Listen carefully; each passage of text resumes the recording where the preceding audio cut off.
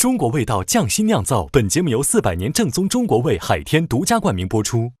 尝美味享优惠，封神餐厅订得到。本节目由让你顿顿都封神的美团团购联合赞助播出。小象超市30分钟快送超市，感谢节目官方食材供应商小象超市赞助播出。一饭封神尝百味，一杯宫酪品匠心。本节目由一口爱上中国味的宫酪酸奶赞助播出。好水煲好汤，好水煮好饭。本节目由每一滴都有源头的农夫山泉赞助播出。Como 管家厨神到家，本节目由一句话就能轻松做好菜的 Como 全屋智能赞助播出。一饭封神更懂美味，麦麸迪解码贴心更懂犬猫，本节目由麦麸迪指定赞助播出。卫龙高鲜牛肝菌魔芋爽，鲜香爽，本节目由卫龙魔芋爽赞助播出。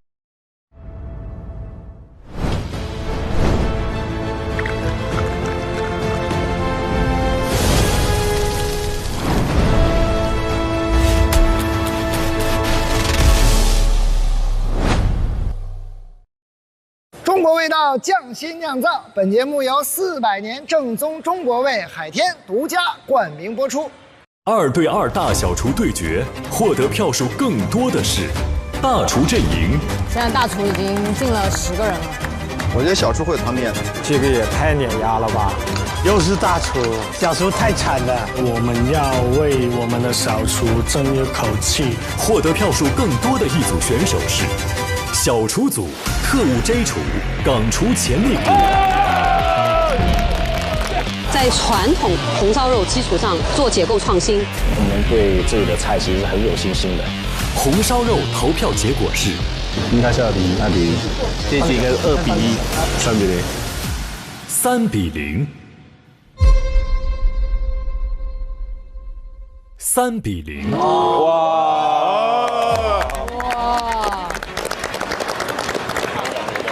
谁呀？3比0。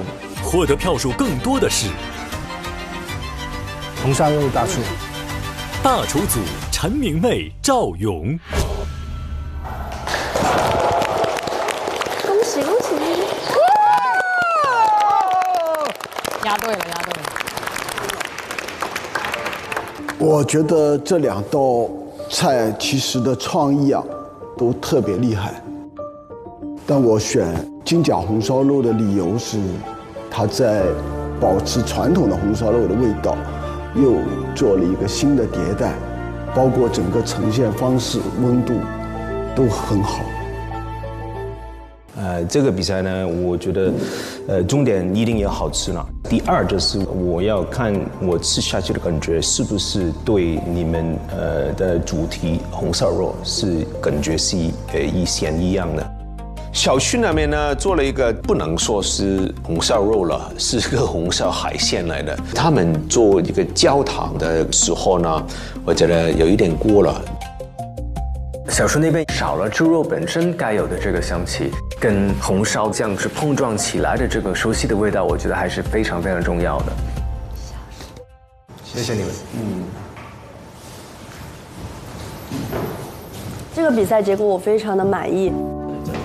我觉得，这个比赛的意义对我来说就是战胜自己，然后开拓自己无限的可能。我觉得我做到了，好吧？也没有遗憾了。对，我觉得还是挺开心的，至少受过肯定。对啊。然后即使失败了，咱也虽败犹荣。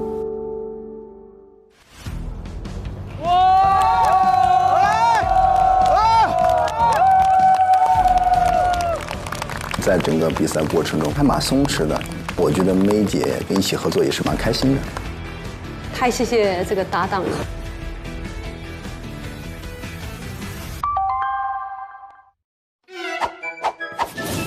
数据这么多，就像麦麸迪 Warm Data 记录8万多份犬猫天性喂养报告。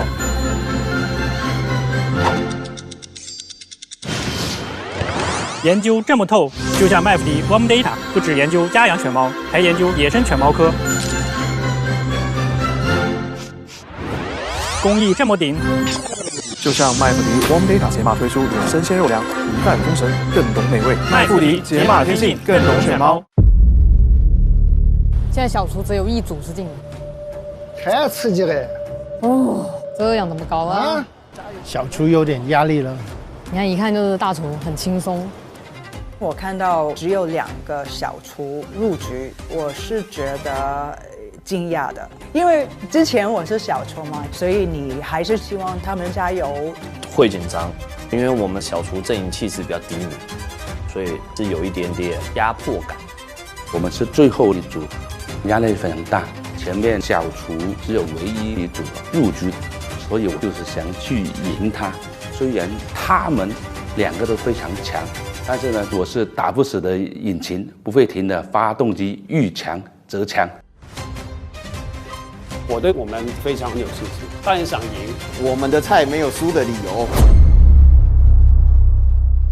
一开始我最不想对上的就是全哥，32强当中呢，最强就是全哥这一组。但是呢，我觉得全哥很值得一战，选全哥，全哥万分棒，选全哥，有点，起码就是让他知道我们想挑战他们。全哥，你们怎么想？粤菜引擎你上了吧？对呀，我跟你讲，你就在这个节目里干翻他，扬名立万。其实我考虑了很久，最后还是选了他。虽然是有点冒险，但是呢，就是来了，我觉得要享受这个过程，以战胜他，去致敬他。哎呀，本是同根生啊，就很巧走在一起。我跟他也是广东人，蔡师傅跟他也是台湾人，我觉得这样对抗是很有意思的事情。选择了油焖大虾的时候呢，其实我对这个菜品不是很了解的。油焖大虾，油焖大虾，这是北方菜嘛，鲁菜。就粤菜的一个虾的做法呢，就是美极干煎啊、石锅烧啊，或者是避风塘。但是呢，油焖呢就不是我们的专长。油焖大虾，山东菜，别人做了这么多年了，你怎么超越他 ？OK， 我们就想一想，最后想到我们可以借鉴玻璃沙球的做法。刚才我们说了，做一个第一个就是玻璃沙球。哦，玻璃沙球，对我老实讲，其实我内心是有点害怕跟他组队的。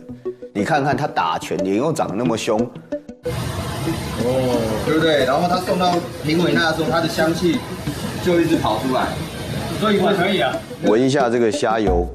哇，这个虾相当的很纯哦。现在看你嘞，你越来越帅了哦。哎，你别讲这个，你不要讲这个，真的，我搞得我都害羞了。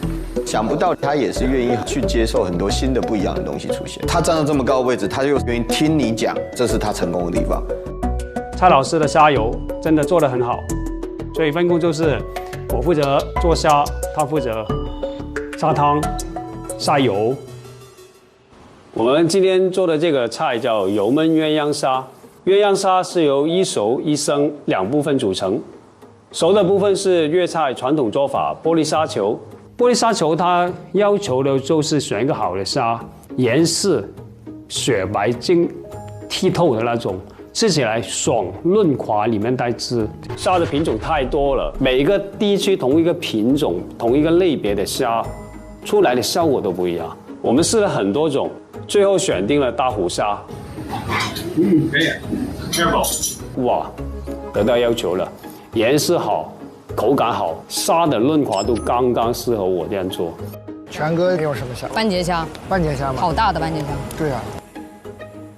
首先解冻之后，我就把那壳去掉，我们把虾上面一层薄薄的那种红衣去理干净，沿着虾的背部用刀从头划到虾尾，这样处理受热后自然卷成球状。这辈子有多少人可以站在旁边看全哥做事的？这一辈子这个位置给我拿走了。哎，全哥有镜头在看的，注意一下形象啊！为了达到我们想要的口感呢，首先我们用盐跟糖充分搅拌，使其入味，最后放入冰箱里静置20分钟。全哥，热水我帮你煮喽。什么？看看全哥他们。他们做什么菜都不重要，重要是我们自己做什么菜。这次我们带来独创的国潮奶酪油焖大虾，是大胆的一个尝试。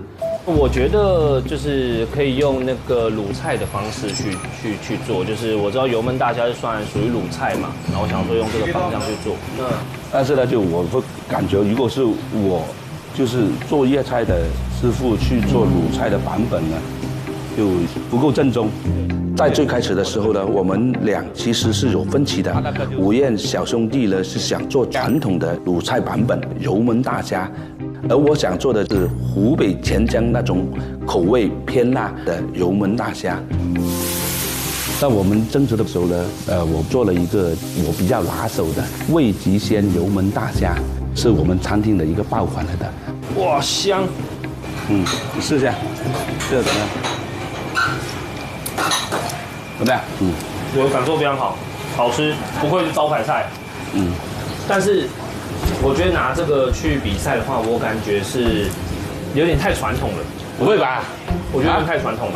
我觉得因为我们去参加比赛，然后有3位评审老师，然后他们可能更希望看到的是结合，就是属于引擎大哥你的特色，然后再加上我的特色，然后我们去怎么样去改变它的味道。那我经过讨论，决定了融入我们各自家乡的一些元素在里面，组成一个我们心目中的一个油焖大虾。我们最后选的罗氏虾做主体虾，因为罗氏虾它体型比较大，肉质又饱满。先剪虾，那你剪这个，我来剥这个。然后我们还选了一些花虾、磷虾来做虾汤和虾油。有这个花虾，这个会香一点。我们把处理好的虾，先用油炸一下，去除它的水分和腥味。炸好的虾一半用来熬虾油，一半用来煮虾汤。熬虾油，先加入辣油，炸好的虾、姜片、葱、红葱头，这样熬出来的虾油带有轻微香辣。让它慢慢练。剩下的那一半虾就用来煮虾汤。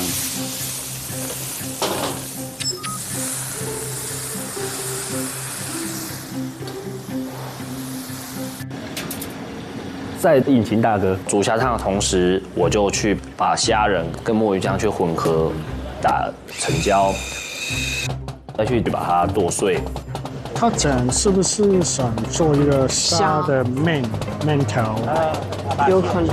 剁碎完之后，把它装入裱花袋，就烧水，然后就去做这个虾面。哎，还是很不错哦。哦，够细了。它下面做的够细，然后呢还是很 Q 弹的，我觉得这是它加分的一个地方。还是很爽哦，啊，这个虾新鲜，可以啊，好，够鲜，够鲜就可以，可以。然后用热水烫过的韭菜，把虾面绑起来的备用。他们做了虾面加油虾汤，那油去哪了？那里。这个虾油最后再加入一些干辣椒。哇，这个油好香哦！你闻一下，闻一下，香不香？啊 ，OK， 可以的吧？在。我的虾油可以了哈。哇，它那个油的颜色好亮，加了辣椒。然后我看大厨这一组也要熬一个虾油。对。油焖大虾嘛，加油也是重中之重。首先将甜虾放水里煮过，然后我拿去烤箱烤过。因为甜虾在冰箱里冷冻过，这样可以去除冰箱味。为了保持虾汤和虾油的稳定性，我们带了2台机器用在机器里面制作，一个机器制作虾油，一个制作虾汤。好奢侈啊！用甜虾来熬虾油，它那个虾好大。我不喜欢那种复杂虾，我喜欢清雅干净的一个虾味，所以我选择甜虾。虾油加入葡萄籽油，虾汤加入水。跟姜搅碎以后呢，加热98度，去把它制作一个烹饪的效果。最后在纱布上过滤，得到原汁原味的虾油。还有虾汤，这个虾汤用来最后油焖虾收汁用。沙汤我们做了2种，除了蔡老师做的，我也做了一种将处理下来的虾头、虾壳、虾尾煎炒之后，做一个沙汤。这个沙汤呢是用来冲干冰，让评委提前闻到虾的味道。这道菜灵魂就是虾油跟虾汤。接下来将腌制好的虾取出，用纸吸干水分，这样滑油的时候不会溅起泡沫。慢慢开，开不了。我不要，哦，开不了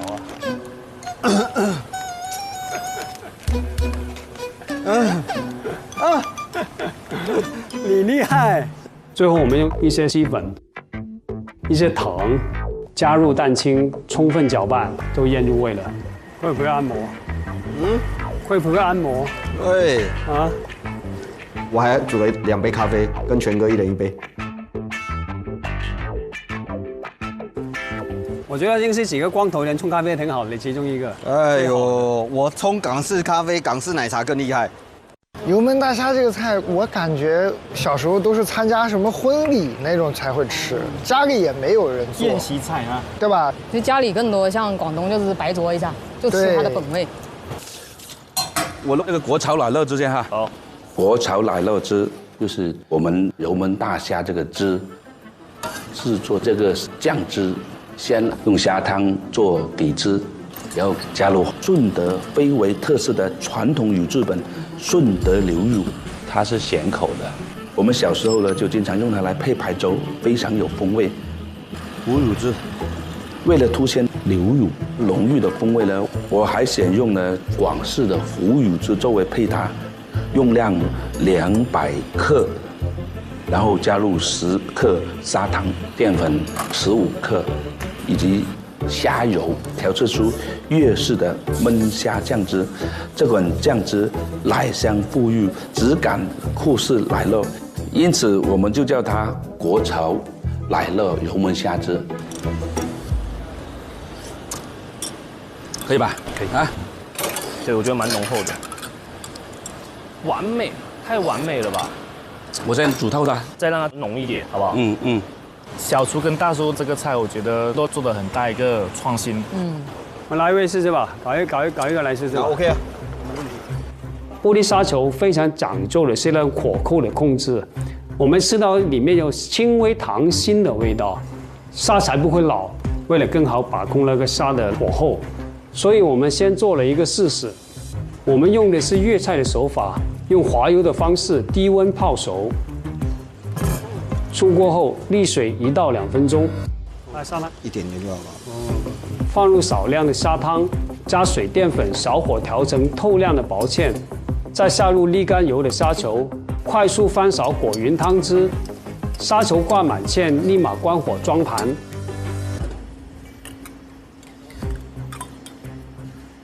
熟度够不够？熟度我可以觉得再深一点，再深一点。然后再小一点，再大致的。再深一点，再深一点，太熟。好的，虾的熟度很重要。那两边用的虾甲很不同。对，一个海里的，一个河里的嘛。但如果单看食材来，肯定是番茄虾取胜。对，它的鲜味比较好一点。螺丝虾就是它比较大，对，但是没有什么味道。不好果味，不好进味。对。那是用什么虾啊？他们是用什么虾？没看到哦，没看到哦。不用理它用什么虾，反正我们这个虾就是大虾。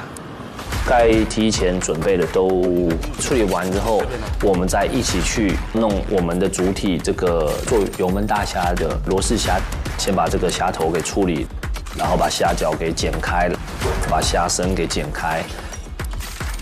然后用牙签把它的尾巴固定住，就避免它在制作的时候弯曲了。捞味啊，你来捞吧。然后用蛋黄和生粉调成稠糊，给大虾捞味上浆。我烫那个虾头先了啊。好。在做法上呢，我先处理这个虾头，文火慢煮至6分熟，先锁住虾头内饱满的虾膏。我烫虾尾，你把竹签弄出来。好，烫。再单独把虾尾烫熟，最后采用低温有劲的烹饪手法，恒温将那整只虾浸至8成熟。这样温和的做法呢，避免虾肉的肉质变老变柴。他们罗氏虾，你看每一只都爆高，每一个头都很大。所以它虾头其实很多发挥的空间。那个虾的生熟也要控制得很好，不容易做。全哥，你们还有多久啊？快好了，2个同步好不好？那我们也差不多了吧？哎，可以做了，全哥。可以吗？很快哦，最后15分钟。我们把控了15分钟来制作这个产品，因为在我们眼里10分钟就解决，15分钟希望给更多的容错率。等一下在这里摆盘，你准备在这边摆盘。好。其实我们这次特别搭配了一款解腻饮品，把柑橘类的皮加热，孵化成带有柑橘香气的烟。先用这个烟熏枪去把这个冰过的杯子去熏。然后把冰好的果汁依序倒进去，然后再把台湾的这种爱玉冻加进去，最后用柠檬片做了一个杯盖，我们给它叫风神炫国饮。这个口味很清新，对，它估计就是想去综合一下油焖大虾里面的腻感啊，对。大家都想要做的饮品就是把味道消除，我这个人就天生反骨，我想要做一个把鲜味放大。虾子是一个谷氨酸，所以我放了昆布，昆布属于谷氨酸。这个饮料的作用是利用氨基酸把虾子的味道拉长以后放到嘴巴里，我希望它的鲜度和虾味是无限放大。哇，全哥，我的果的，OK 吧？哇哦，棒！我们这个虾了，好。最后焖虾，先放黄油，然后酱汁，虾，最后呢就是盖上盖子焖煮。他们虾的做法还挺不一样。我们这个菜是以鲜为主，所以最上面先铺一层沙油垫底，沙油上面是我们的主菜玻璃沙球，再将生的甜沙拍碎盖在上面，撒上柠檬碎、海盐，最后放上9层塔，加一些葱油、生抽，这就是我们的油焖鸳鸯虾。这道菜总的来说是分3个维度去表现。第一维度嗅觉，虾汤配合干冰，让你第一时间闻到淡淡的虾味。第二维度味觉，一熟一生的混合，让你一口吃下去混合的味道，整个层次感都这么出来。第3维度回味，吃完之后喝一口果汁，让虾味在口腔里更持久。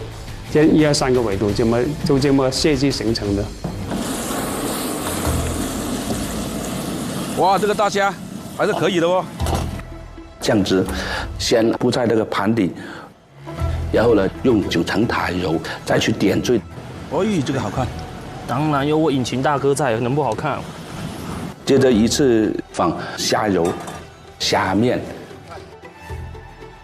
我摆这个酸酸，酸酸呢是广东版本的泡菜，可以解腻。就传统的油焖大虾，它是整只虾的。我们那个虾头、虾钳呢是保留整只的形状，这样呢是对那个传统的油焖虾的一个致敬，看起来就比较大气、堂皇。你们不按铃的吗？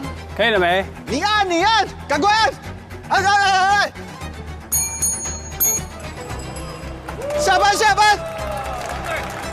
这个光头，我忍你很久了，告诉你。下班！哎呀。还是让他们早了一点。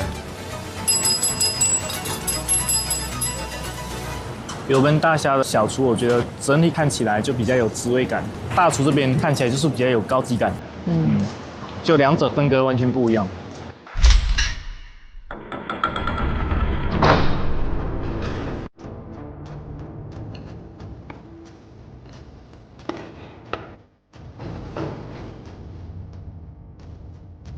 觉得跟那一道菜比来说，我的容量更大一点。进去的时候看到他们菜的呈现，其实跟我们也差不多的。在等的过程当中，一直在想，这次能不能赢？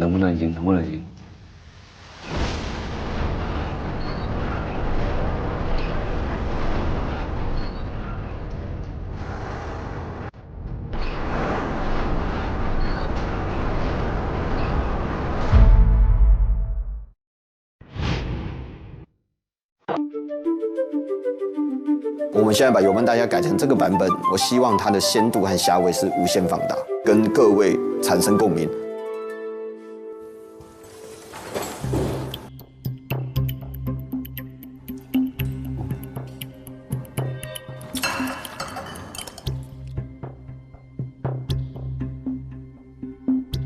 它其实是分2个层次，上下呢有一个对比，下面的虾比较 Q 弹，上面的比较软糯，这是第一口的一个感觉。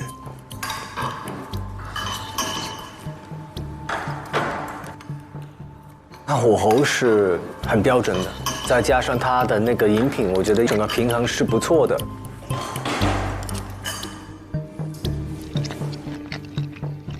评审老师在吃到大厨那边东西的时候，看他们表情是很满意的，其实也是有一点点莫名的那种就是压迫感。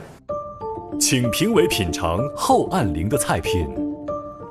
这次我们独创了一个国潮奶酪油焖大虾，希望呢就是遵从食材的本真味，清中求鲜，淡中求美，给到大家一种焕然一新的感觉。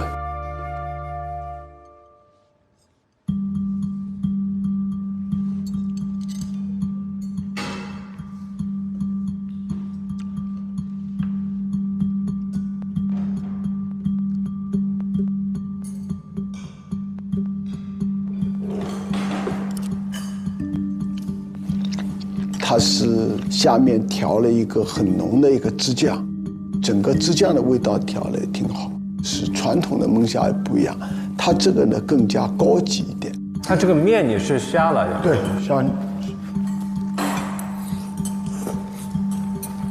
我最欣赏的是他拿奶酪去做的一个平衡，我觉得非常的开胃，而且它逼这个虾油的鲜度是非常强。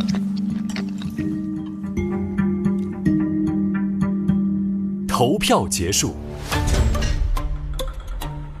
天风老师好，李克老师好，同事好。你好，大家好，大家好。哇，这一对真厉害，哈哈。现在宣布油焖大虾对决结果。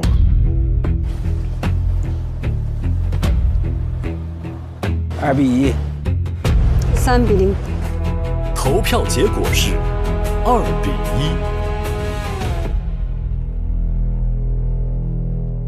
2比1。哇，还真是2比1哦！被我猜中了。获得票数更多的一组选手是小厨、大厨、曹世全。小厨阵营粤菜引擎午夜实验家。谢谢老师，恭喜！小厨阵营粤菜引擎午夜实验家。真厉害，淘汰了2个那么厉害的，争一口气。我的天哪！我是投了大厨的，只是2道菜真的2道也很好吃，2个都是很平衡的。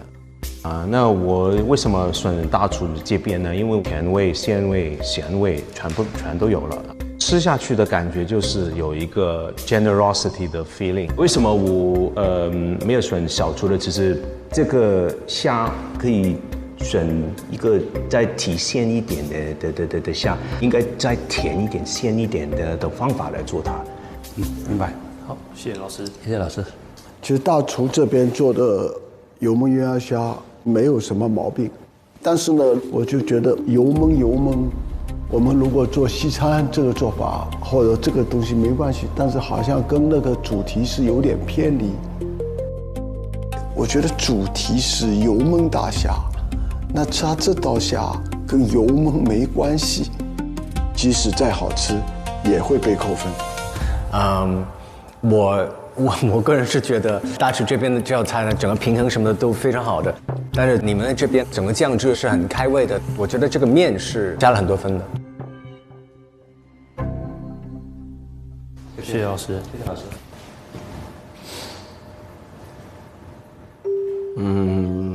来这节目其实蛮好玩的，体验感觉其实都很好。也结交了很多新的朋友。哎呀，想不到我们也是这一行啊！这边，来吧。来吧，哎，走吧，是吧？没关系，我觉得完成度挺好的。哎呦，回来了！小厨之光。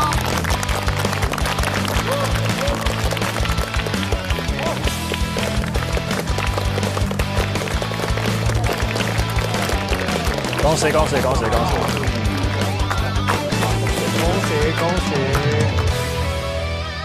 这里全是中国宝藏经典菜，到处都能感受到我们国家千年的饮食底蕴。咱们地大物博，美食都是一代代传承的，不仅是菜，像这个宫傲呼伦贝尔菌珠奶皮子酸奶，哎，就是用了一杯一发酵的匠心工艺，这可是能追溯到1000年的制造传统技艺。这个台下是中国宝藏菜，咱手里是宝藏酸奶。哪里来的这个？我们内蒙的，好吃，很好吃。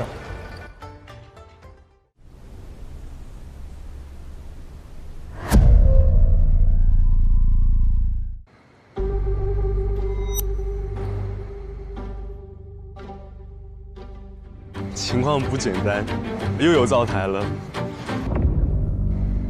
2对2被淘汰的选手们，你们将面对的是复活赛。知道可以参加复活赛的时候，当然很开心的，因为又有一次机会嘛。我太有信心了，我会卷土重来。我上一轮没有发挥的特别好，所以至少扳回一轮吧。复活赛是我们最后一次的机会了，加油吧 ，Last Dance， 最后一舞了。本轮复活赛的主题即将揭晓。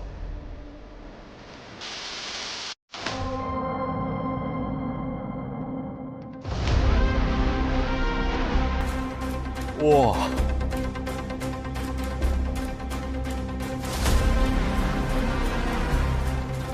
哇！木门打开，不会是全部是食材吧？本局复活战的考核主题：奶奶家的菜园子。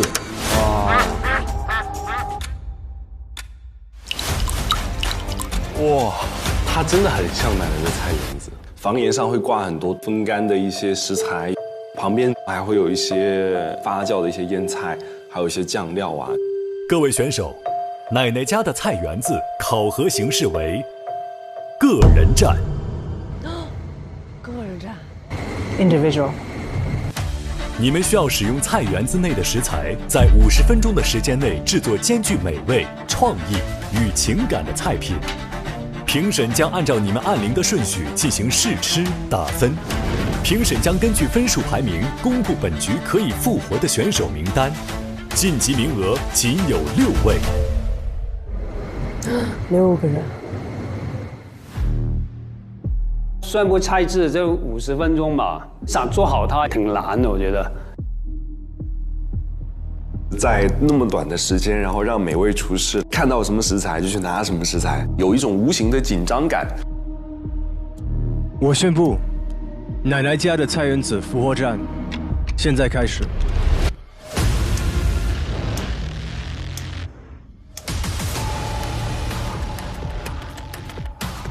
对于时间的把控还是比较大的挑战，你要够快够精准，不然就很容易翻车了。菜篮子。哎呀，第一感觉不是我擅长，没有海鲜。有想法了吗？我想法这先看有什么蔬菜吧。红薯、番茄、腊肠、鸡蛋。我走进去一看，其实很中餐。来这边之前，我真的没有很强的中餐的底子，对我来讲，其实会比较更难做一点点。没烤箱吧？对啊，奶奶家没烤箱。对，奶奶家没烤箱，没有低温慢煮，器材少了很多。这个尤其是对西餐的大厨们会比较难，做中餐会比较有优势的。这个菜园子对于甜点师来说，我也没有冰淇淋机，那也没有烤箱，看到有腊肉、有鸡，还真的是冻的鸡耶，这些都对我来说并不会常用的一些东西。我脑海中的第一想法是糟了，真的要结束了。这个就做最土菜，比如这个云南的小伙子，对他们可能就比较友好。小飞龙，我想想，他就可以做什么菜，随手拿来。对，肯定是最多选择的。当我进入奶奶家的菜园子，我看到这些食材虽然来自不同地域，但是我对他们都是很熟悉的。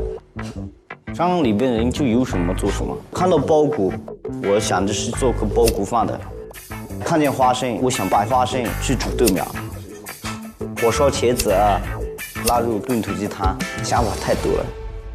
其实，他们的脑子里面可能有50个搭配。这个比赛场对于我来讲是一个很熟悉的场景了。第一是小时候我一直在农村，就是这种感觉；第二，我早期开店，我的店就是那样的场景，布置也是那样布置的，因为回到一个很熟悉的地方，很亲切，很放松。是你的长项，是我们的弱项。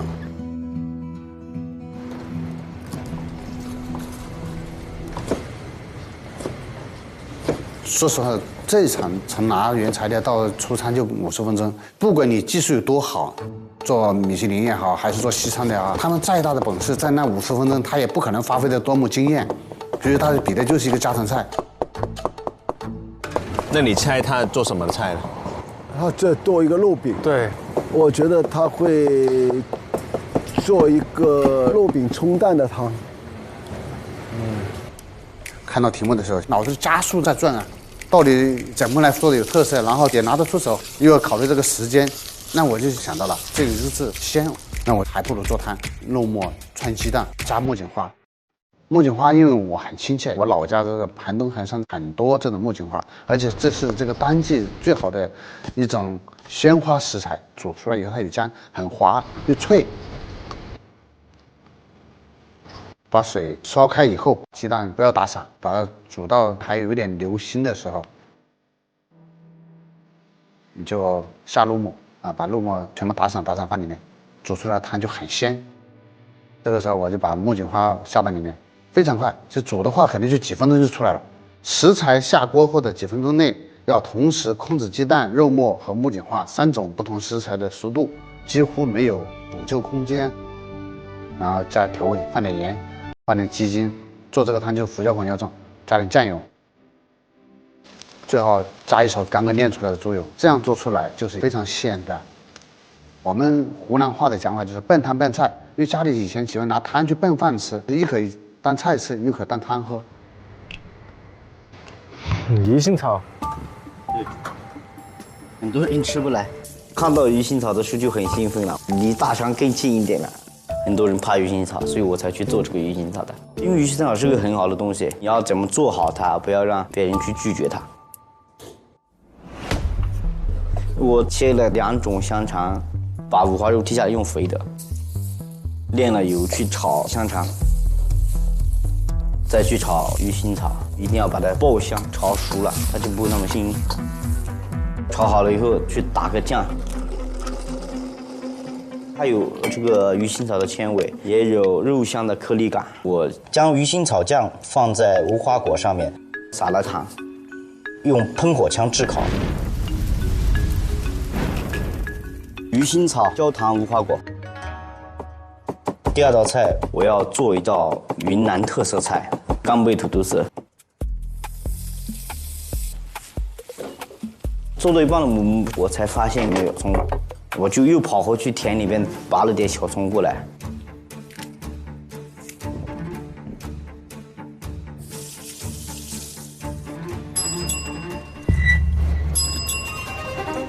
咁快脆，手速这么快的哦！哎呀，第一个居然是甜点呢！你好，三位老师好。我以为你会等到所有选手之后最后一道上一个糖水呢。我勇敢些，我还有一个小步骤哦，请稍等一下。最后在3位评判老师的面前把这个汤倒进去，因为我希望他看到甜汤美的那一面，就冲进去花瓣一下飘起来的感觉。这颜色好看啊。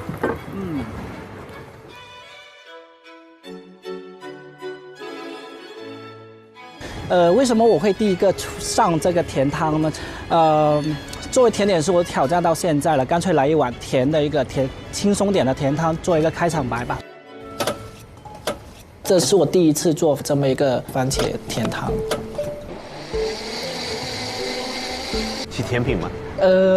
糖水。糖水。不做甜品了，这次不超前了，这次保守了，但这次会 balance。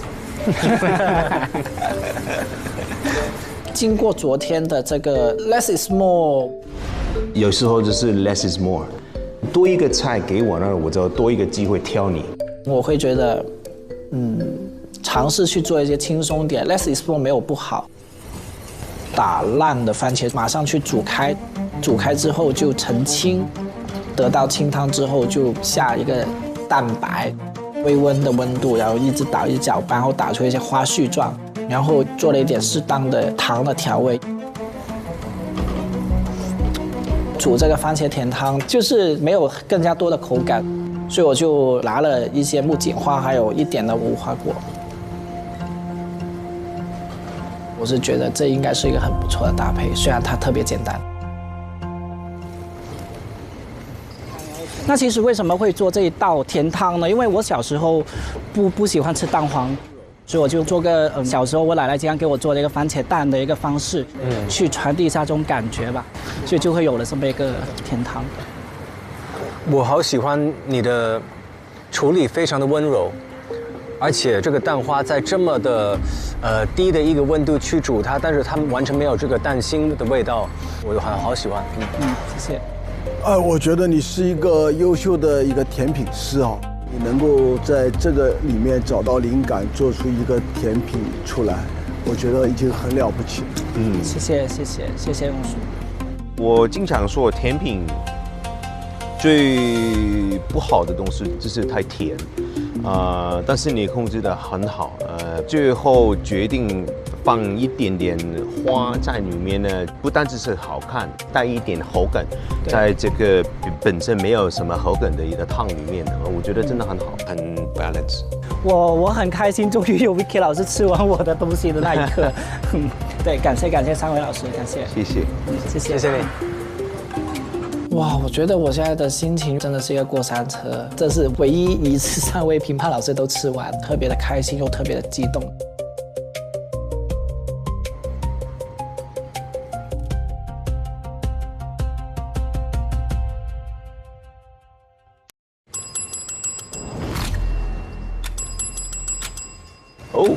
安宁了。更多的紧张是时间在 push 你，所以说你不得不去放快自己的节奏。像我们做土菜，要的就是快，顾客不可能在那等你很久。3位评委老师，您尝一下，这是我们从小到大吃的一道笨汤笨菜的菜，趁热，这个要趁热吃。胡椒香味。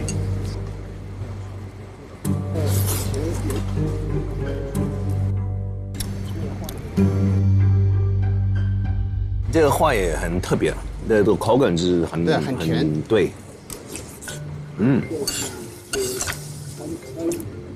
汤是什么汤？清水，一定要清水。然后做的新鲜的肉末加猪油，我刚刚炼的一个猪油，好吃的。我做土菜我自己还是有信心，我干了这么多年，我不能保证好看，但是我自己保证味道肯定不差。这个汤也是很鲜很好喝的。我没有吃过这道传统的版本的这道菜，但是我吃的感觉是超级满足，就是我很想吃完了，完全吃完了。谢谢老师，谢谢老师。这是说实话，我晋不晋级对我来讲我已经知足了，因为我至少我做的菜被3位老师认可了，而且我是觉得我做的是一套我自己很熟悉的一套土菜。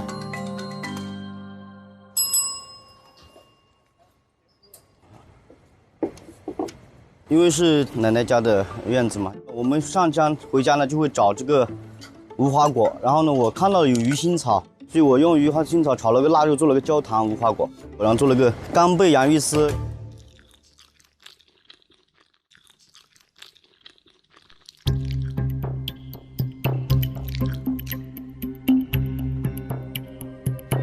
真没吃过鱼腥草做出来的一个酱。配无花果。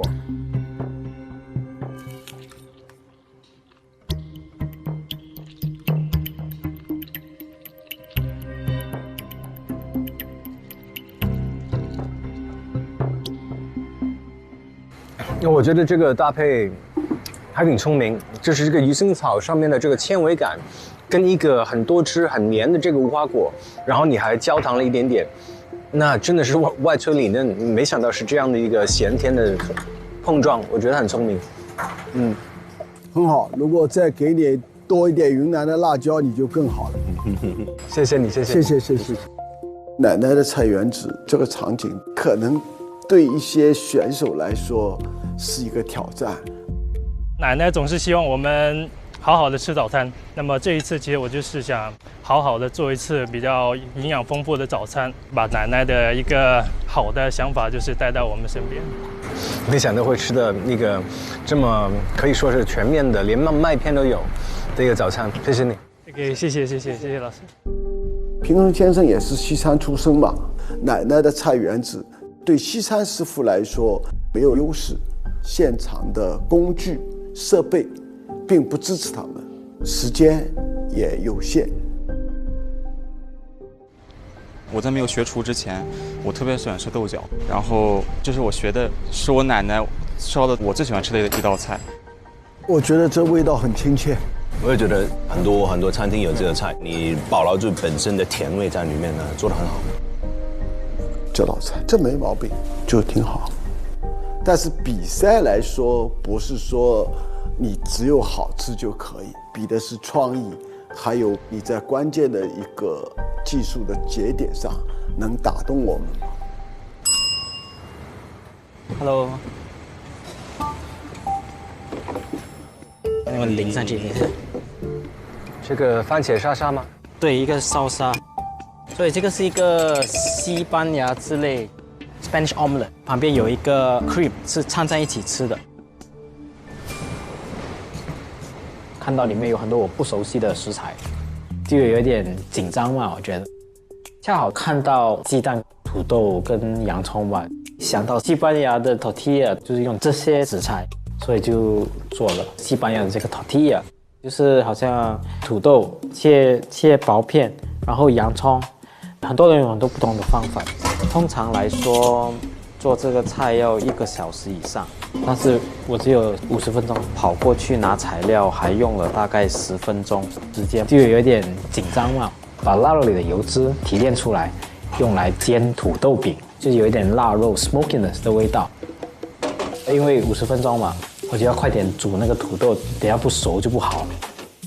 当土豆跟洋葱是大概8分熟的时候，把它们和鸡蛋液混合在一起，很慢活的去慢慢煮它的底嘛，因为它很厚，它的底可能熟了，它的 top 不熟。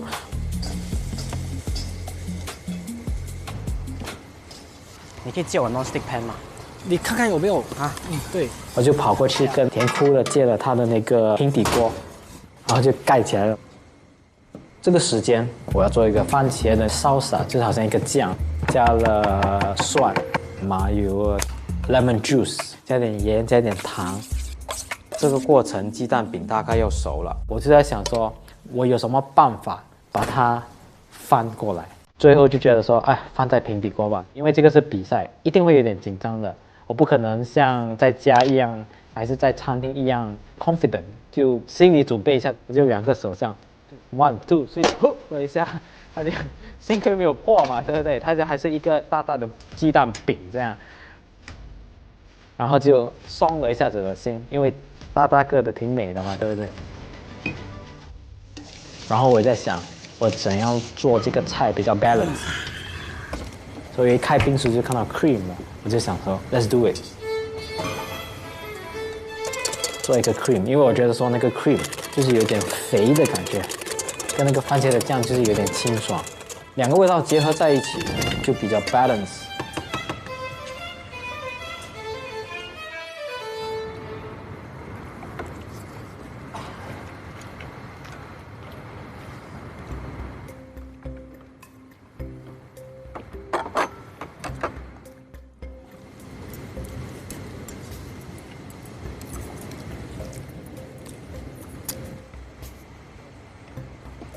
那你 Spanish omelet 为什么没有就是选择一点 chorizo 啊，就是腊肠啊、腊肉？你的逻辑思维是什么呢？我用它一点的肥肉，开始的时候来煎那个 potato， 但是我觉得如果我放那个腊肉进去，因为那个腊肉的 texture 很硬，会影响土豆饼软糯的口感。有道理。你特别配了一个奶油，因为你里面不够肥，对，配了一个柠檬奶油，应该有的油分再爆出来了，里面的调味、里面的口感全都刚刚好，很了不起啊！在这样的时间可以出这么多的功夫。谢谢，谢谢你 ，Thank you， 谢谢 ，Thank you。奶奶家可以出这个，可以，太强了吧！刘大厨是西班牙 omelet， 因为这个东西还是要很有经验的，它这个熟度以及它翻这个蛋饼的时候，很容易就会垮，尤其是不在你自己的厨房、没有你自己的锅、自己的器皿的时候。但是出来，你怎么会想到在奶奶家的菜园子出来一个这么有点 fine dining 里面的整个摆盘风格，太不可思议了。这个题目的重点就是厨师的想象力啊，要怎么样把这些食材做出让评委比较有记忆点的菜，必须做一些他们可能没有试过、没有想象过的一些口味。其实我是走一圈，看到里面有很多食材啊，有很多蔬菜呀、肉类啊。最后我拿了腊肉啊、腊肠啊，比较家常的材料。我想配一些比较清淡的，我又拿了无花果，现场有泡菜。之后我又拿了泡菜跟牛奶，把这些材料搭配，还是会很有记忆的。第一道菜泡菜跟牛奶炒猪肉。一般吃韩国菜，他也会用泡菜啊、豆腐啊去煮猪肉啊，但是这个口感我觉得比较 full body。加了奶，它会比只是泡菜跟猪肉一起煮，那个酱汁会比较立体性。猪腩是比较油多一点，切成薄片，加一点酱油和淀粉，抓匀下锅。有一些蒜头，跟它慢慢把那些猪油逼出来，然后再放泡菜的汁里面去煮，可以吸收一点泡菜的味道。总体这个可以很快，大概10分钟就可以做出来，所以在时间限制的程度，我觉得这个是蛮好。第二道菜就是无花果跟腊肠去做的一个下酒菜。其实今天在里面的无花果是没有那么熟，所以我处理也是需要放一些糖，把它烤一下，加入一些应有的甜味。腊肠就是切薄的，锅里面不需要下油，慢火的去煎，把多余的油逼了出来，然后它会变得脆。Spanish， OK 吗？还可以啊，加油啊！谢谢。然后脆的话，再放到无花果上面就可以。最后就是放一些开心果碎，放在上面，增加另外一种口感。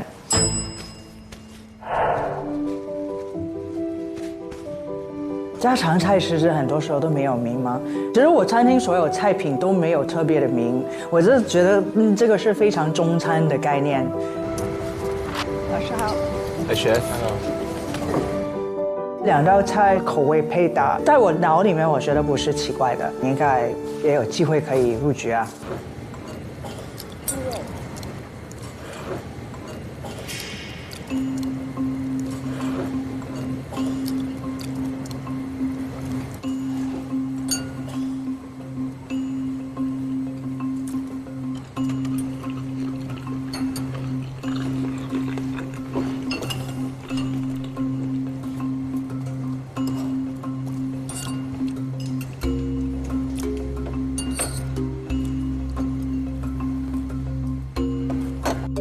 脆的是什么？脆上面脆的是什么？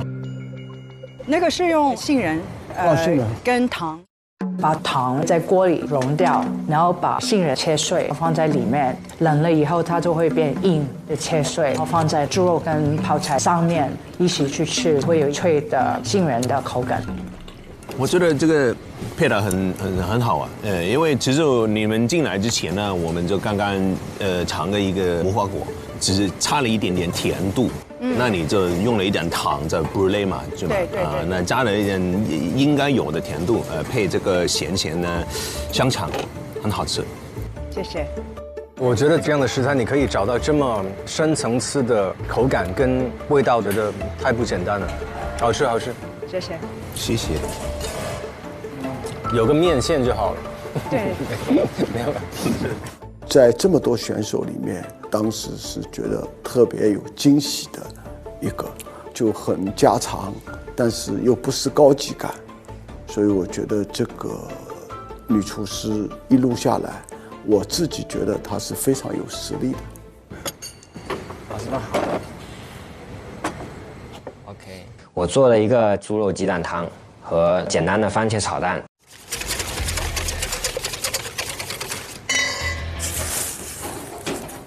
我觉得西红柿鸡蛋是我最方便做的菜，我奶也会去做给我吃啊，我在家也会自己做给自己吃。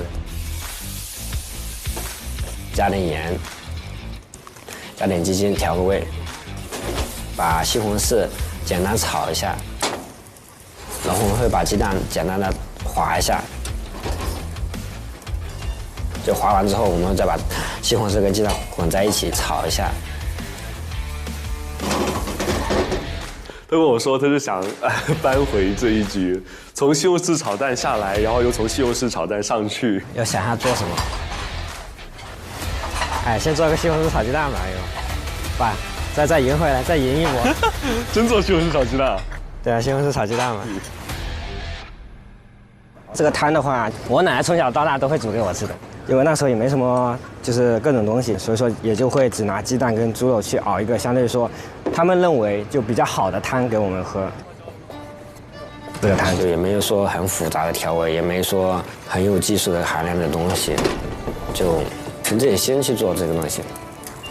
首先就是把肉片就放在里面穿了一下，煮点猪肉味出来。之后呢，我会把切好的肉倒进去，给点盐的调味，然后把鸡蛋打散淋进去，全程的调味只有盐。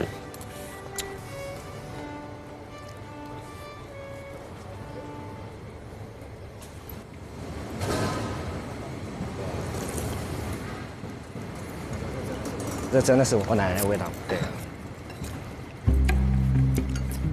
第一时间想到什么我就做什么，我不会说去思考我是做中餐的还是做西餐的，我可能会更想去表达我想做的东西。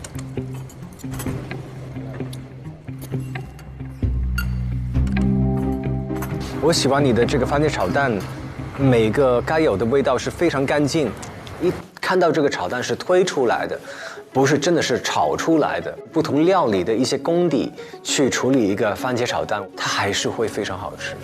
你是做西餐的？对，我是做西餐的，所以那你西餐，但是你做这个蛋花做得很好啊。我觉得这个汤是能吃到是一个很个人的风格的一个味道，是外面肯定是喝不到的。这个汤真的是我就没有改过配方，就真的纯粹我奶奶汤，因为这个是我的一个记忆点，我不会去做任何改变。对，是这样的。我每次去我们奶奶家的时候，她就必须去炖这碗汤，因为小时候家庭条件不好，这个是他们能拿出来最好的东西了。就这个主题，我会觉得应该是跟奶奶有点相关的，对，所以说可能对我来讲说，如果是食物的话，其实碗汤其实对我来讲的话，其实就是比较有记忆的，就是我也不会去，就是即使它好喝还是不好喝，我都不会去做任何的改动，因为这个东西是我奶奶她给我留的一个回忆，对，就是这样子。好，谢谢啊。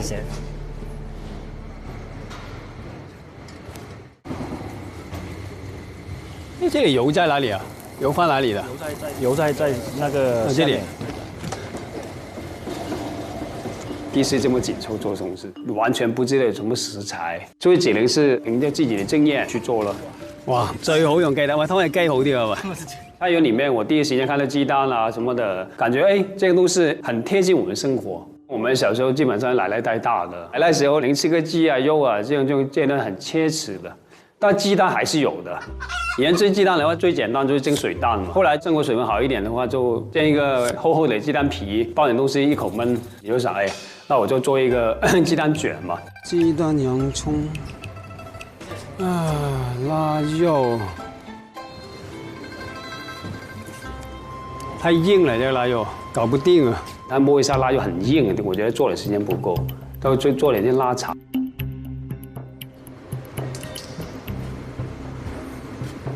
啊，还有木槿花，挺意外的，就会看到木槿花。想做一个汤，我觉得发挥的空间更大一点。我选完材料再去灶台里面找工具的时候，就耗了10几分钟时间。好像我做这个菜就简单。 南瓜啊、洋葱啊、番茄啊，有什么丝就切什么丝。因为我整体的调味比较淡，所以我又带了一个咸腊肠去带味道。腊肠先下锅，用中小火煸出油，用一些腊肠的油去炒南瓜、洋葱、番茄的丝。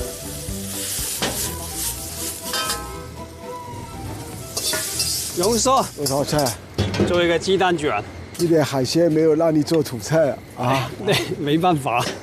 炒完丝，再煎一个鸡蛋的皮，在蛋液里加入木槿花。时间还有30分钟。煎蛋没成型，这不粘锅煎得太厉害了。之前觉得我可以打点生粉下去，会更容易煎一点，但我没找到生粉啊，时间太挤了，就一包时间去了20分钟了，我觉得还能工序还没完成，没找到就算了吧，生粉就不要了。时间还有15分钟。哇，咁快脆！因为时间只有50分钟嘛，我想在35分钟到40分钟能拿出来。时间有限嘛，有点压力。 老实讲，我也不知道有没有胜算。所有都未知的，谁都不知道你能不能活下去。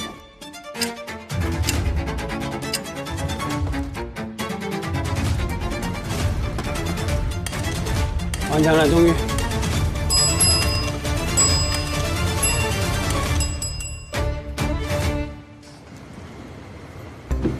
老师好，曹师傅好。哎呀，谢谢师傅。哇。 你也这么多功夫，匆忙啊！哎呀，时间原来收完东西15分钟了，摆完摊的20分钟没了，所以就看到什么做什么。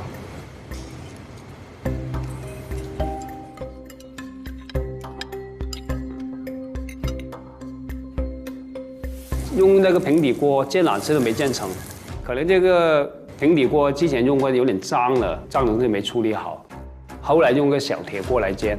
倒入少许油，让油润满整个锅底，让煎出来的饼更柔软且不易破。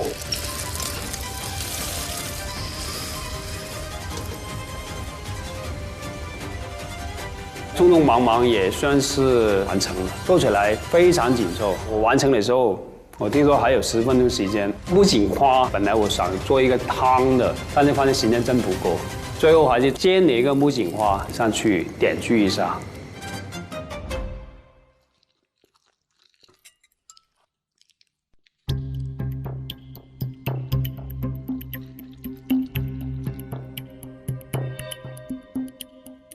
我是觉得这道菜看起来挺清淡，其实里面的料煸炒的还是很香，很有层次感。我觉得里面的番茄啊，外面底部的洋葱，虽然只是一个很简单的蔬菜，但是加了很多应该有的口感在这个菜里面，我觉得很好玩。这个对，同意，就是这个卷这一口里面还是有不同的这个新的发现，好吃。 谢谢阿娟。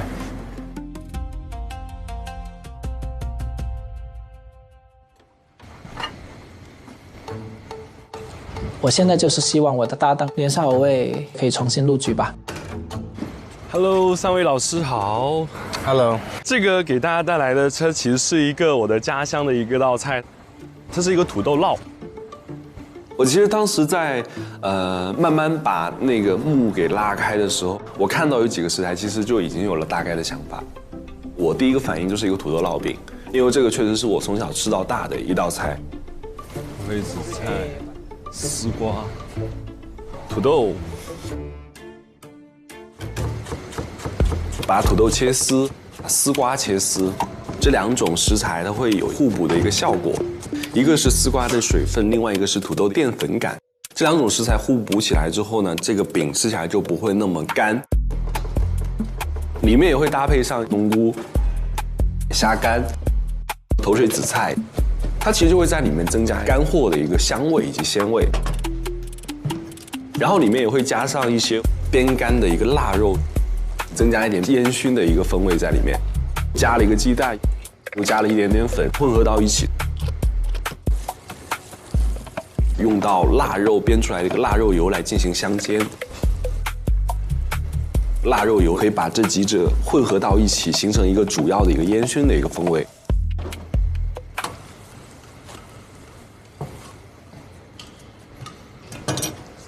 其实我中间也试了很多次。干食的时候会觉得少点酸，酸的东西，有什么酸的东西？泡萝卜。因为我在找酸的食材，我看到了发酵的泡菜、柠檬的那种酸是会比较偏果酸一点，泡菜的那种发酵的酸更适合这种比较油脂感多的一些食物。加了这种酸的一个组合进去之后，我会觉得非常 balance。建议大家吃的时候呢，搭配上面的一个酸菜。酸菜是刚刚找到的吗？是的，是的。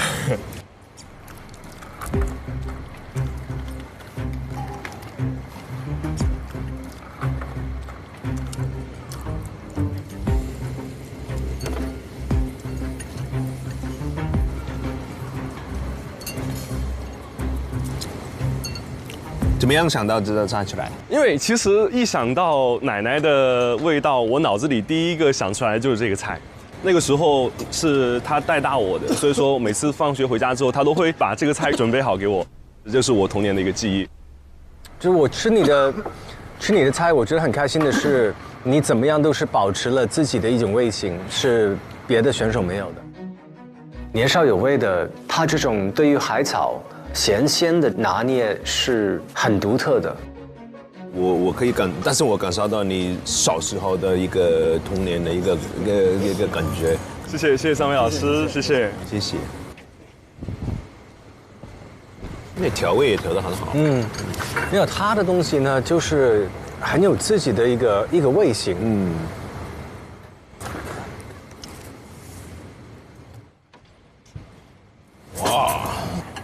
哇，师傅，你好，太多时间了啊。就是一个家常菜，大概就这样的理念做的，没有想法，就是拿到就做了。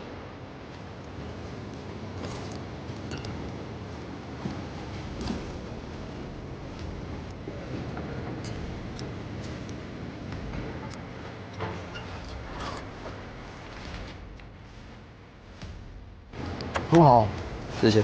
我都想配碗白粥了。是的，谢谢你。每一道菜的该有的这个功夫跟这个质地啊等等都是非常到位的。谢谢。就是一个家常菜的一个感觉，但是吃得蛮舒服的。那这个茄子啊，那熟豆啊，这个萝卜的甜味、鱼干的咸鲜味，全都在，很舒服。就是炒碗粥。米饭粥，粥，这是米饭，对，奶奶最喜欢煮白粥了。谢谢师傅，谢谢你。你好，老师好。哇，我用素菜做了一个荤汤，想把丝瓜的这种鲜嫩和番茄的这种酸，加上北方爱吃的胡椒，做一个口味的平衡。我是觉得很清爽。谢谢老师。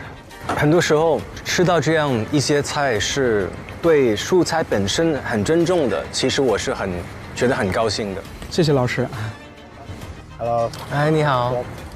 哇哦，我还是跟我在家里给小孩做菜一样，就是把菜啊、肉啊、蛋啊都包进去。我觉得你蛋皮的这个火候拿得刚刚好，很干净，很没有负担，我觉得很好。我做了一个就葱油散样，他就考你，他一点海鲜都没有。哦。这是一个比较独特的味道，我奶奶总是会在小海鲜里面加一点黄豆酱，我觉得这是我奶奶的一个味道，也是她教我做鱼的第一个做法。非常窝心的这个两道菜，而且是绝对感受到你小时候的这个亲切感的。谢谢。我呈现这一道菜，它就是儿时每个家庭都会有的味道。我小时候也吃过，是吧？我觉得吃的更多是一种亲切的这个回忆。谢谢老师。谢谢。OK 给我们出难题。That's a surprise 。现在复活赛所有菜品评审完毕，晋级名额仅有6位，请评审决定复活人选。你要在这个比赛里面胜出，做出来的这一道产品，一定要说让我觉得很惊艳。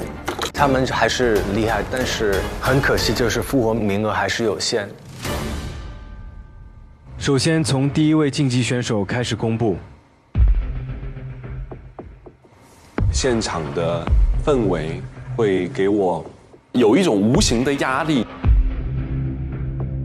经过我们3位评审的评分，最终我们决定，重新入局的选手是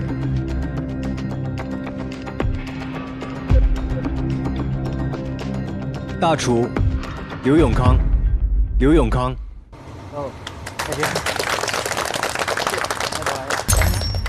接下来第2位晋级的选手，小厨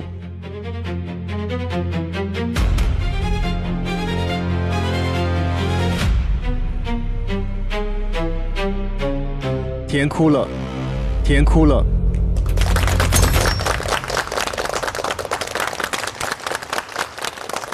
我听到甜哭了他入局的时候，我真的非常开心，对，心里就会想，哇，那下一个会不会是我？因为名额还够多的嘛，18个人有6个人能晋级的，挺期待自己能在名单里面的。对，我觉得还好，没有太多的压力。我心里觉得应该还是有那个机会可以入局的。第3位重新入局的选手是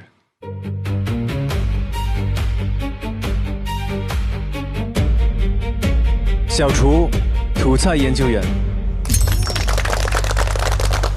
说我晋级了那一刻，对我来讲是一种惊喜。我们这种做家常菜、做土菜的时候，也是被认可的。第4位晋级的是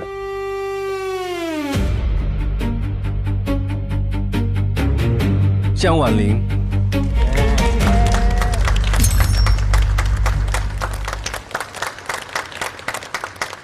挺忐忑的，走了这么远，谁都想再往前走嘛。但是到最后，谁都不知道你能不能活下去，都是未知的东西。会觉得慢慢的可能会有点压力了，就是哎呦越来越少的，然后也没有我，就会觉得我是不是要被淘汰了吧？就可能。接下来第5位重新入局的选手是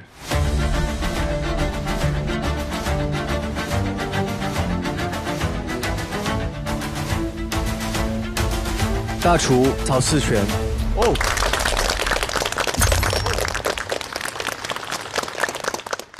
最后晋级的是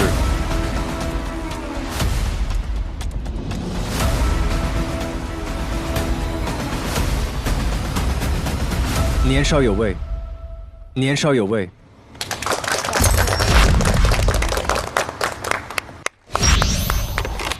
6位复活的选手，恭喜你们重新入局。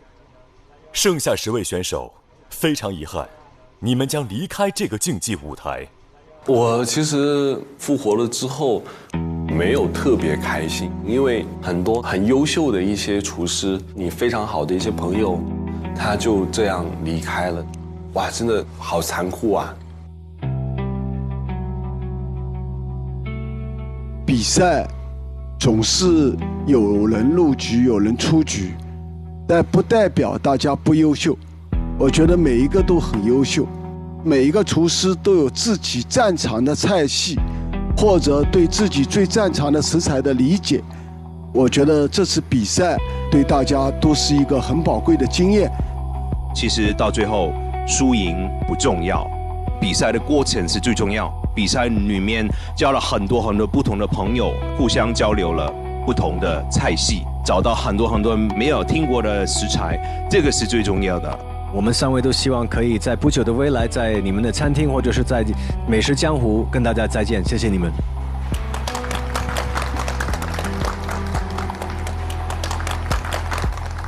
继续加油啊！感谢，太棒了，正好，你要为。哎，不能跟你并肩作战。哎，没事。是吧？好，哎，好，加油！加油！后面的。哎，我跟你说，你们俩真的是我最看好的。恭喜！好，哭了。别哭了，也可以进中厨了。你就知道你行，我在云南等你。眼泪不是，开心是不是？没有，我们江湖欠嘛，你哪里没有哭了，就眼泪自己掉下来了。因为从这段时间的友谊，然后不同的菜系的理念的交流和沟通，所以我会觉得很不舍得他们。就是其实我淘汰了，我并不想哭，但是你说这种，就是本来我们是素不相识的一群人，但是因为这个节目聚到了一起。来，我要握住你的气运之子，加油！好，加油！你会发现大家身上很真诚、很美好。大家都是很爱这个行业，并且愿意去推动这个行业的发展，我是很开心的，能认识这么一群人。但是对我来说，可惜的是没有办法陪他们一起玩下去了。这边的，对，加油啊，留一个就好了。没问题的啊。我希望我们的年少替我血耻，也希望兄弟们能坚持住，且没有退缩的再往前走。拜拜，谢谢老师。加油，拜拜，谢谢。拜拜。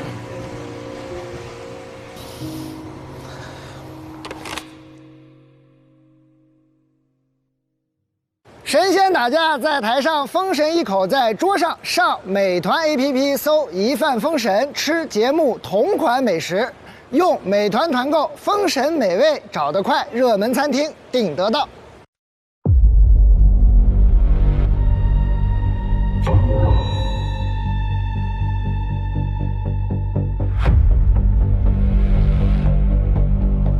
哇，这不是一个斗兽场吗？哇，有点起鸡皮疙瘩了。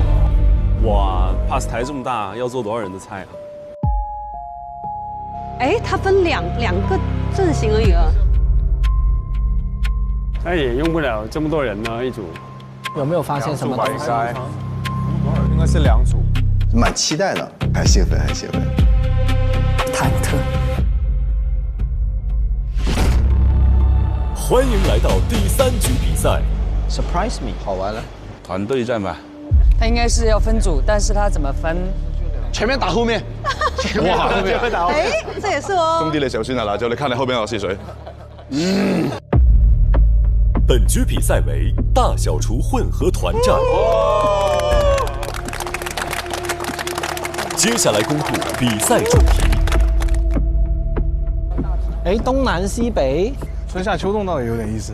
鲜辣酸。海陆空啊！哎呦！哦哇哦！什么东西啊？哇！是什么？起鸡皮疙瘩了。本局比赛为大小厨混合团战，获得票数更少的队伍全员出局。好残忍啊！这个比赛最困难的是时间不够，不可能够的是。快点，快点，快点！快快快！快跑，快跑，快跑！喂，盘子快一点，回来倒汤。又要重新来了。哦，我知道我们现在做已经来不及了。吃水都有了吧？怎么会差着呢？哎呀，我的妈呀！我替他们着急，这哪有时间？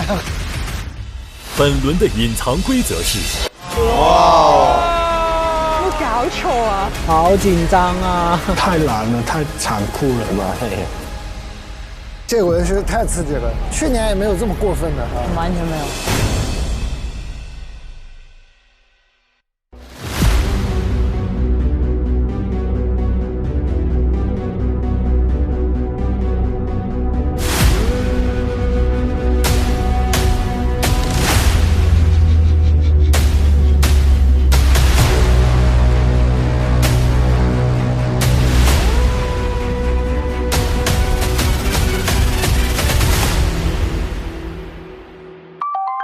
大家好，我是年少有为。夏天正是云南菌子最鲜的黄金季节。今天呢，教大家一道在家就能品尝到的云南鲜料理——牛肝菌魔芋爽双重奏。首先呢，我会用中式香料油对新鲜云南牛肝菌进行低温油封，还能锁住菌子的独特鲜香。封膜，然后去进行油封，让这道菜增鲜又能丰富口感的秘密武器来了，那就是卫龙高鲜牛肝菌魔芋爽。它也是甄选了来自云南的牛肝菌，为了还原一口山野鲜，先将牛肝菌控温烘干，再覆水炒制。和我刚才做的油封牛肝菌不同，它的牛肝菌会更清爽脆嫩一些，二者搭配就能感受到牛肝菌的双重醇厚菌香。然后我们来进行抓匀，而且它里面 Q 弹的魔芋爽也会让整体口感再上一个层次。不光口感更加鲜香爽，而且足不出户就能品尝云南鲜。好了，我们的这道卫龙牛肝菌魔芋爽双重奏就完成了，大家快来试一下吧。每周3、周4来腾讯视频看《疑犯封神》第2季，12点 SVIP 更新 ，VIP 次日12点抢先看1周。每周5、12点 SVIP 惊喜加更，看更多正片未播精彩内容。每周6、12点 SVIP 更新会员专享衍生疑犯小馆，畅聊正片幕后。每周日精彩衍生疑犯家常菜，看大厨教你做家常菜，更有各种精彩花絮不定期放送，不定期惊喜直播等你解锁。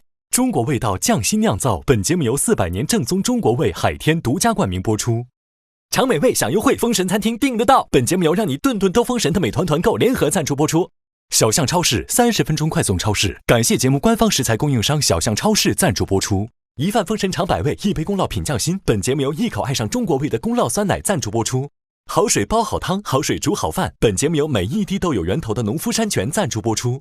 Como 管家厨神到家，本节目由一句话就能轻松做好菜的 Como 全屋智能赞助播出。疑犯封神更懂美味，麦麸迪解码天性更懂犬猫。本节目由麦麸迪指定赞助播出。卫龙高鲜牛肝菌魔芋爽，鲜香爽。本节目由卫龙魔芋爽赞助播出。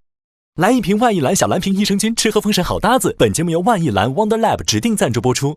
疑犯封神正版授权小游戏，加入疑犯封神小厨神，秀人间烟火气。疑犯封神2联合微博发起多地文旅送食材上疑犯封神活动，多地文旅官微热爱美食的朋友们都积极投稿参与，十分感谢大家的喜爱与支持。疑犯封神2联合微博发起疑犯封神2观后感活动，上微博搜索疑犯封神，进入话题页参与活动，将有机会解锁精彩福利，快来分享你的追踪观后感吧。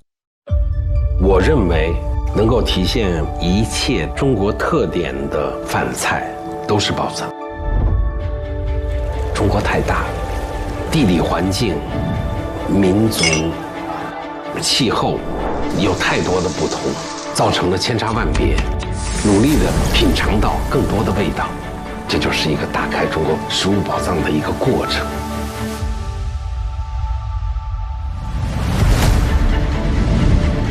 上微博进入疑犯封神话题页，为你喜爱的厨师打 call。上微博参与疑犯封神话题讨论，获取更多独家精彩花絮。上微博参与疑犯封神2二创大赛话题讨论，赢取更多精彩福利。上微博参与疑犯封神2观后感话题讨论，分享你的节目观后感。关注新浪娱乐，精彩内容早知道。下载网易小蜜蜂，看更多年轻人的朋友圈。超1000万留学生都用有道词典 AI 同传。上1点资讯，了解节目更多精彩内容。西窗竹 APP 品味中国诗词之美。上知乎参与疑犯封神2问题讨论，参与知知乎剧综圈子活动，解锁惊喜好礼。上百度 APP 搜索百度娱乐 ，get 更多娱乐精彩独家内容。上百度搜索《一饭封神》第2季，精彩内容尽在百度百科。上新浪新闻客户端搜《一饭封神》，看节目更多精彩内容。看新闻用 Zaker， 关注最新节目资讯。中华万年历 APP 陪伴成长，记住一生乐趣。就是检验这些创新最好的地方。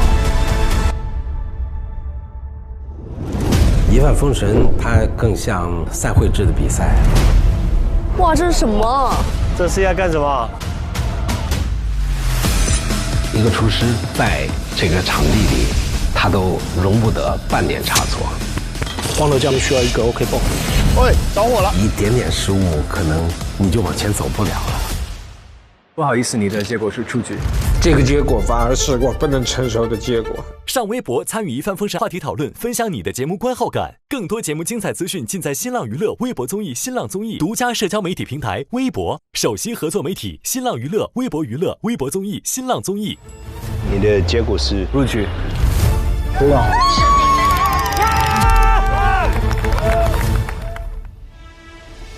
我觉得一饭封神让更多的年轻人爱上烹饪，让他们去想怎么用食物表达自己对世界的看法，这就是对中国美食巨大的贡献。